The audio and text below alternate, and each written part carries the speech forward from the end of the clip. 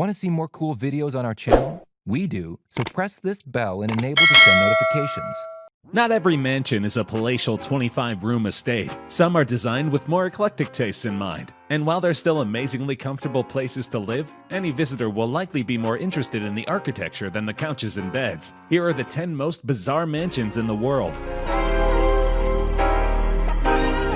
You've heard about rising water levels and melting ice caps, but what can you do about it? You could prepare for a nomadic waterworld lifestyle, but since that involves drinking your own filtered urine, you probably shouldn't. Instead, how about moving into a floating mansion that's powered by the sun? Called Arkup, this giant houseboat is essentially that, a modern-day Noah's Ark designed to protect its inhabitants against the worst and wettest Mother Nature has to offer. It's built on a series of hydraulic pilings that can either dig into the ocean floor or raise the house up above the waves. So if you grew up watching Looney Tunes and wishing Daffy Duck would sell you a push-button home that can rise into the sky, here's your chance. And it will only cost you $5.5 million. It's not just for vanity's sake, though. The ability to raise your home higher and higher would prove mighty helpful as sea levels rise ever higher as well. Some climate experts predict sea levels could rise by as much as 7 feet come 2100, particularly in places like South Florida, where the Arkup was designed and is currently docked. If that happens, living in a place that can rise with the tide will prove mighty helpful indeed. Plus, its super sturdy windows are resistant to hurricane winds of up to 155 miles per hour. If climate change affects our waters as much as experts say it will, life-threatening hurricanes are likely to be commonplace soon enough. If the Arkup can handle that, then it's worth every penny. When you're a billionaire, you can get away with just about any housing design you have in mind. Many prefer normal-looking mega mansions, but then there's Vladislav Doronin, the Russian CEO of Aman Resorts. He decided one day that he would like to live in a giant spaceship, and so he had it built. You certainly can't fault the guy for a lack of imagination. Doronin's 28,500 square foot mansion is described on its architect's website as fluid geometries emerging from the landscape and remaining partially embedded within the hillside. Apparently, it's not professional enough to just say our client lives in an Imperial Star Destroyer from Star Wars. Nevertheless, we're going to say exactly that, because come on, what else could this non-humble abode possibly resemble? The 72-foot tall lookout tower portion of this mansion simply makes it look even more like the preferred battle vehicle of the dark side. It doesn't sound like Doronin had space in mind. His request to his architect was simply, I want to wake up in the morning and just see blue sky. How the architect got spaceship out of that when the sky is extremely not blue in space, I don't know, but I'm also super glad he did. As beautiful as many mansions are, they can suffer from monochrome patterns and an overall sameness. Not so in El Alto, Bolivia, where a local architect set out to create the most colorful, charismatic mansions he could imagine, and he most certainly delivered. Architect Freddy Mamani Silvestre's mansions are popularly called cohetillos, which is Bolivian for spaceships. One look at them and you'll see why. Each home is covered in dozens of crazy colors, non-traditional window shapes, bizarre rooftops, and unpredictable patterns. They truly do look like spaceships, or maybe a castle run by an alien overlord. His mansions aren't at all boring on the inside either. Between LED lights, Chinese chandeliers, very geometric motifs, pillars and columns, and more colors than an extra-large box of crayons, every inch of a Silvestre mansion is a feast for your eyes. But he doesn't just design this way for kicks, or because most other buildings in the area look alike. His intention is to introduce indigenous culture into a modern world. The timeless Andean and Tiwanaku styles he uses really stand out against a sea of functional ticky-tack. Silvestre has built over 70 of these spaceships so far, each one completely different from the next, and shows no signs of stopping. So if you live around Bolivia or plan to move there, and have the $300,000 to $600,000 he asks for per place, you too can live in an architectural masterpiece that's truly like no other. You know those creepy supervillain lairs built right into a mountain? The kind where Blofeld would bring James Bond to for torture and unnecessary exhibition? Well, one exists for real, and if you want to see it, you simply need to visit California's Joshua Tree Desert. No license to kill required. Designed in 1988 but not truly finished until the early 2000s, this 4,600 square foot mansion, officially called the Desert House, looks like it was carved right from the mountain. Its copper walls and roofs look almost exactly like stone slabs, and the roofs jut out far beyond the house itself, providing plenty of cool shade for its inhabitants. From a bird's eye view, it may be difficult to even see a house there at all. The designer's goal was to make the house seem like an organic part of the desert. So mission accomplished. Plus, since the home stands on 10 acres of land, your only neighbors are miles of Joshua Tree Desert. You'll be free to carry out all your evil schemes in absolute privacy. Inside, the home looks just as supervillainy, with foreboding ceilings, crazy spirals, alien-looking chandeliers, and sharp edges seemingly everywhere, even on the chair legs. The designer's website calls the interior warm and intimate, and it probably is once you hang out there. But let's face it, it looks like a place you'd extract top-secret information from your enemy in. Don't expect to move into this place anytime soon, sadly. It was purchased for $3 million in 2014 by a Manhattan Beach couple, who, according to the New York Times, wished to preserve it as a work of art. If you want a stylishly evil lair to carry about your stylishly evil schemes, you're just gonna have to build one yourself.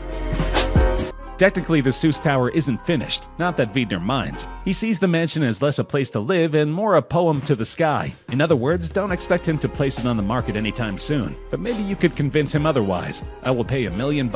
I will pay you all in ducks. Sorry, Seuss rhyming is simply too fun to resist.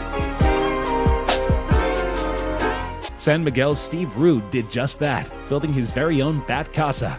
It's a 2-story home with the Batman symbol displayed prominently out front. 1,500 square foot mini mansion looks like something out of an art gallery, with wavy white walls that simultaneously melt into one another and attempt to pull itself apart like cheese in a mozzarella stick. This bizarre aesthetic continues as you venture inside. Everything looks like it was fused together, with strange shapes, curves, and hundreds of sculpted branches twisting and dancing together to form a living space unlike any other. It almost looks like you're living in a plaster jungle, no more so than when you're sleeping in a bed built right into the plaster. In that sense, it does seem like you're living in a grand cave, though not the kind that would attract glum martial artists dressed like bats. The Bat Casa is so unique it's become a local landmark, and you can stay there too, albeit briefly. While the Bat Casa is not on the market, you can rent it out for around $90 per night on average. For a place with 3 bedrooms, 2 baths, and the craziest aesthetic this side of an abstract art gallery, that's a downright bargain.